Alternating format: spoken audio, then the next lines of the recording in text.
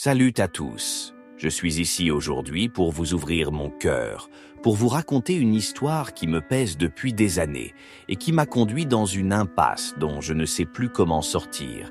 Je ne vais pas révéler mon nom, mais je vais tout vous dire, sans rien cacher, parce que j'ai désespérément besoin de vos conseils. Ce que je vis me ronge depuis 7 ans et je suis à bout. Écoutez-moi attentivement, et si vous avez des idées pour m'aider, je vous en supplie, partagez-les avec moi. Ma vie est un mélange de succès et de chaos, et je veux trouver une issue. Je viens d'une famille modeste, dans une petite ville de l'est du Nigeria. Chez nous, c'était ma mère, mes 2 sœurs cadettes et moi, le seul garçon. Mon père est mort quand j'avais 8 ans. Il était charpentier, un homme simple qui travaillait dur pour nous, mais une malaria mal soignée l'a emporté. On n'avait pas d'argent pour les médicaments coûteux et l'hôpital local n'a rien pu faire. Sa mort a laissé un vide immense. Ma mère, une femme solide mais épuisée, a pris la relève toute seule. Elle vendait des vêtements d'occasion au marché, des piles de tissus usés qu'elle étalait sur une bâche sous le soleil brûlant. Elle se levait avant l'aube, rentrait après la nuit tombée, les mains calleuses et le visage marqué par la fatigue. Elle a tout sacrifié pour nous. Elle sautait des repas pour qu'on ait du porridge ou du gari à manger, empruntait chez les voisins pour payer nos uniformes scolaires. J'étais le 3e enfant, mais le seul fils, et dans ma famille, ça voulait dire beaucoup. Ma mère comptait sur moi pour changer notre destin. Mes sœurs, plus jeunes, rêvaient de devenir enseignantes ou infirmières, mais moi, j'étais celui qui devait réussir pour les sortir de la misère. Elle m'a poussé à étudier, à aller jusqu'à l'université. J'ai fréquenté une école publique dans l'Est où j'ai obtenu un diplôme en gestion des affaires. Ce n'était pas facile. Je marchais des kilomètres pour aller en cours. Je révisais à la lumière d'une lampe à pétrole et parfois, je dormais le ventre vide. Mais ma mère me répétait « Mon fils, ton diplôme, c'est notre billet pour une vie meilleure. » Alors, quand j'ai eu mon certificat, encadré dans un plastique pour le protéger de la poussière, j'ai décidé de partir pour la capitale. On disait que là-bas, les opportunités pleuvaient, que n'importe qui avec un peu de courage pouvait décrocher un bon boulot. J'ai pris un bus pour la capitale avec mes maigres économies, un sac à dos rempli de vêtements usés et mes chaussures neuves, une paire noire que ma mère m'avait offerte pour ma remise de diplôme, mon seul trésor. Le voyage a duré des heures, sur des routes chaotiques, dans un bus bondé où l'odeur de sueur et de poulet mêlé me donnait la nausée. Quand je suis arrivé, j'étais émerveillé par la ville, les immeubles, les klaxons, les gens pressés partout. Mais je n'avais nulle part où aller. Par chance, un ami d'université vivait là, dans un petit appartement à Alimosho, un quartier populaire avec des rues animées et des bâtiments serrés les uns contre les autres. Il m'a accueilli sans hésiter. « Reste ici le temps de te poser », il m'a dit, me montrant un coin du salon où je pouvais poser un matelas en mousse. J'étais reconnaissant. Sans lui, j'aurais dormi sous un pont. Je lui ai expliqué mon plan. Je cherche un travail, un bon boulot pour aider ma famille. Il a hoché la tête. Pas de souci, la capitale est pleine d'opportunités. Va chercher, tu trouveras. Alors, chaque matin, je mettais ma chemise bleu clair, celle que ma mère m'avait donnée, repassée avec soin, et mes chaussures usées, et je partais en chasse. Je prenais des bus bondés, où je restais debout entre des commerçants et des sacs de marchandises, où je marchais sous la chaleur écrasante, mes pieds brûlant dans mes semelles trouées. Je frappais à toutes les portes, boutiques de vêtements, bureaux d'assurance, entreprises de télécom, mais rien. Les recruteurs me regardaient de haut, demandant « Tu as de l'expérience? Des contacts ?» Moi, je n'avais qu'un diplôme et ma bonne volonté, et ça ne suffisait pas. 6 mois ont passé comme ça. 6 mois à dépenser mes derniers kobos en billets de bus, à rentrer épuisé chez mon ami, les mains vides et le moral en chute libre. Mes chaussures étaient de foutues. ma chemise délavée par la sueur, et ma mère m'appelait. « Mon fils, quand est-ce que tu commences à travailler? On a besoin d'argent ici. » Un jour, en errant dans les rues d'Ikeja, j'ai vu une affiche collée sur un poteau électrique. C'était une offre pour un poste en marketing, promettant 150 000 nairas par mois. Mes yeux se sont illuminés. C'était énorme. Je me suis rendu à l'adresse indiquée, un bureau bruyant avec des bureaux en désordre et des ventilateurs qui grinçaient au plafond. J'ai passé un entretien rapide et par miracle, ils m'ont pris. J'étais fou de joie. Enfin un travail, un vrai salaire. J'ai commencé avec énergie, allant de magasin en magasin, distribuant des flyers pour vendre des contrats d'assurance ou des produits ménagers. Je me levais tôt, rentrais tard, persuadé que j'allais bientôt envoyer de l'argent à ma mère. Mais à la fin du premier mois, la réalité m'a frappé en plein visage. Ils m'ont donné 20 000 nairas. 20 000. J'étais abasourdi. Pourquoi si peu? J'ai demandé, la gorge nouée. Ils m'ont expliqué que le salaire dépendait d'objectifs à atteindre, des cibles quotidiennes qu'ils ne m'avaient jamais clairement expliquées au départ. J'avais dépensé plus en transport que ce qu'ils me donnaient. Certains collègues touchaient 90 000 ou 100 000, mais eux avaient des clients réguliers. Moi, je partais de rien et je n'y arrivais pas. J'ai tenu bon, pensant que je pourrais m'améliorer. Pendant 7 mois, j'ai couru partout, souriant à des gens qui me claquaient la porte au nez, essayant de bâtir une clientèle. Mais rien ne changeait. Un mois, je gagnais 30 000, un autre 25 000, parfois juste 20 000. Mes frais de transport grignotaient tout, et je devais emprunter aux voisins de mon ami pour aller au boulot, des dettes que je peinais à rembourser à la fin du mois. J'étais épuisé, humilié. Ma mère m'appelait encore « On a besoin d'argent pour les uniformes des filles ». Je lui donnais des excuses. « Ça va venir, maman, sois patiente ». Mais je savais que ce boulot me tuait à petit feu. Il me bouffait et je l'ai lâché. Pendant ce temps, mon ami, lui, vivait bien. Chaque jour, il sortait impeccable, chemise bien repassée, chaussures brillantes, parfums qui embaumaient l'appartement. Il rentrait avec des sacs de courses, des gadgets neufs et semblait ne jamais manquer d'argent. Moi, je crevais à côté, avec mes vêtements usés et mes espoirs en lambeaux. Un soir, je l'ai coincé dans le salon alors qu'il sirotait une bière sur son canapé. « Mec, ça fait 7 mois que je galère ici. Regarde-moi, mes chaussures sont mortes, je n'ai rien. Toi, tu es toujours frais. Dis-moi ce que tu fais, aide-moi. » Il a éclaté de rire, un rire moqueur qui m'a énervé. « Toi, tu ne peux pas faire ce que je fais. Continue à chercher ton boulot. » Mais j'ai insisté, presque supplié. « Non, sérieux, aide-moi. Je vois bien que tu gagnes gros.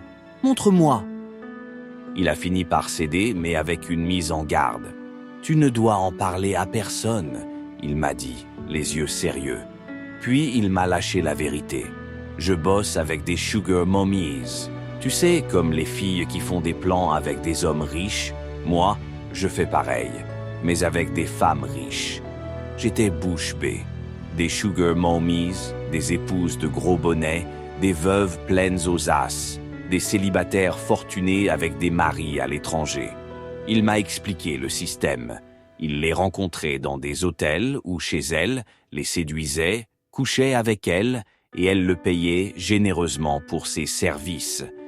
C'est simple, mec. Tu leur donnes ce qu'elles veulent et elles te remplissent les poches. J'étais déchiré. D'un côté, ça me répugnait. J'avais grandi dans une maison chrétienne. Ma mère nous emmenait à l'église tous les dimanches, nous lisait des psaumes le soir. Elle m'avait appris à respecter les femmes, pas à me vendre comme un objet. Mais de l'autre, j'étais au bout du rouleau. Ma mère m'appelait, mes sœurs avaient besoin de livres, et moi, je n'avais rien. Alors, malgré moi, j'ai dit oui. Mon ami m'a donné un premier contact, une femme dans la quarantaine, riche à millions, qui vivait dans une villa à Ikoyi, un quartier huppé avec des palmiers et des murs blancs. La première fois, j'étais nerveux comme jamais. Ça faisait des années que je n'avais pas touché une femme. Avec quel argent, d'ailleurs? Dans la capitale, les filles regardaient d'abord ton portefeuille, et moi, je n'avais rien à offrir. Elle m'a accueilli dans une chambre immense, avec des rideaux en velours, des draps en soie et une climatisation qui ronronnait doucement. Elle portait une robe en soie rouge et ses bijoux brillaient sous la lumière tamisée. J'étais intimidé, mais j'ai fait ce qu'elle voulait. Je l'ai caressée, je l'ai embrassée, je l'ai satisfaite, des choses que je n'avais jamais imaginées avant. À la fin, elle m'a tendu une enveloppe avec 250 000 naira en cash. J'étais sidéré. En 7 mois de marketing, je n'avais jamais vu autant d'argent d'un coup. Ça m'a retourné la tête. J'ai quitté le boulot le lendemain. Pourquoi courir après des cibles impossibles quand je pouvais gagner ça en une nuit? Mon ami m'a connecté à d'autres sugar mommies et bientôt j'étais référé de l'une à l'autre. Je couchais avec elles, des femmes riches, souvent plus âgées, qui cherchaient du plaisir et étaient prêtes à payer cher. Ce n'était pas facile. Lécher, caresser, faire des choses intimes. Parfois, je devais me forcer, fermer les yeux pour oublier qui j'étais. Mais l'argent rendait tout supportable. Je faisais l'impossible pour les rendre heureuses, parce que plus elles l'étaient, plus elles payaient. En quelques mois, j'avais assez pour m'acheter un iPhone 13 Pro Max, des vêtements neufs, des baskets brillantes. J'ai quitté l'appart de mon ami pour louer le mien à Egbeda, un 2 pièces avec du carrelage et une petite télé. J'envoyais de l'argent à ma mère, qui pensait que j'avais décroché un gros boulot. « Mon fils, tu travailles dans une bonne entreprise maintenant ?» Elle demandait, émerveillée. Je mentais. « Oui, maman, une grosse boîte. » Mes sœurs aussi étaient fières. Je payais leurs frais scolaires, leur achetais des uniformes neufs. Mais ma mère a commencé à me pousser pour me marier. « Tu es grand, il me faut des petits-enfants. » Moi, je résistais. Comment marier une femme et continuer ce boulot? Elle découvrirait tout et ça ruinerait ma vie. J'ai essayé de gagner du temps. Mais elle a insisté, trouvant une fille au village, une jeune femme douce, innocente, avec un sourire timide. Elle m'a convaincu de l'épouser. J'ai payé la dot, assisté à la cérémonie traditionnelle dans notre maison familiale, avec des danses, des chants et des plats de soupe égoussis fumantes. On a promis un mariage blanc plus tard, mais pour l'instant, elle est devenue ma femme. Avant ça, une de mes sugar mommies, une femme très riche que je voyais souvent, m'a demandé d'être exclusif avec elle. Elle payait mieux que les autres, des centaines de milliers par rencontre, mais ça voulait dire perdre mes autres clientes. Si je me limitais à elle, je gagnerais moins sur le mois. J'ai refusé et elle s'est vexée, mais j'ai continué à la voir en parallèle. Puis, ma femme est venue vivre avec moi dans la capitale. Je lui ai ouvert un salon de coiffure à Oshodi et son affaire marchait bien. Elle avait des clientes tous les jours et bientôt, elle a engagé des apprenantes. Mais elle était curieuse, toujours à me demander où j'allais, ce que je faisais. J'ai menti. Je bosse pour un riche homme d'affaires, une grosse boîte qui paie bien. Elle me croyait, je lui donnais tout l'argent qu'elle voulait, alors elle ne doutait pas. Pour calmer ses soupçons, j'ai décidé de couper avec toutes mes sugar mommies, sauf une, celle qui payait le mieux. Je l'ai appelée « Je veux me concentrer sur toi seul, mais il faut qu'on fixe un bon prix pour que je puisse subvenir à mes besoins et ceux de ma femme. » Elle a accepté et on s'est mis d'accord sur une somme rondelette. Mais cette femme avait un secret. Avant mon mariage, elle était tombée enceinte de moi, 2 fois. D'abord un garçon, puis une fille. Elle m'avait dit que c'était mes enfants, mais son mari vivait à l'étranger et elle avait convaincu ce dernier que les bébés étaient de lui, profitant de ses rares visites. Moi, je n'avais pas réagi à l'époque. C'était du business, pas une histoire d'amour. 4 ans après mon mariage, ma femme n'était toujours pas enceinte. On a fait des tests. Rien n'allait mal chez elle ni chez moi. Pourtant, rien ne venait. Ma mère me harcelait. « Où sont mes petits-enfants? Tu es mon seul fils. » La pression montait et je me suis souvenu de ces 2 enfants. J'ai décidé d'en parler à la Sugar Mommy. Un soir, je l'ai appelée alors qu'elle conduisait. « On doit discuter quand tu seras chez toi. » Plus tard, je l'ai rappelée et j'ai tout lâché. « Je suis marié et je n'ai pas d'enfant avec ma femme. Je veux mes 2 enfants avec moi, juste pour un temps. » Elle a explosé. « Pourquoi tu me dis ça maintenant? Qu'est-ce que tu veux ?» J'ai expliqué que je ne voulais pas lui prendre ses enfants pour toujours, juste les avoir un peu, en disant à ma femme que je les avais eus avant notre mariage. Mais elle a refusé net. « Ne parle plus jamais de ça. Si tu oses, tu regretteras d'être venu à la capitale. » Elle m'a menacé, disant qu'elle pouvait me faire disparaître. Elle savait tout de moi, mon parcours, mon ami, mon appart. J'ai paniqué. Elle a coupé tout contact, arrêtant de me payer, et m'a interdit de l'approcher. J'ai peur pour ma vie maintenant. Ma femme et ma mère ne savent rien. Je leur ai caché cette vie secrète. On a déménagé dans un autre quartier pour brouiller les pistes, mais je suis perdu. J'ai de l'argent économisé et je fais du crypto. Ma femme gagne bien avec son salon, mais cette menace plane sur moi. Je suis venu ici pour demander de l'aide. Je ne veux pas que ma femme sache, ça briserait tout. Que dois-je faire?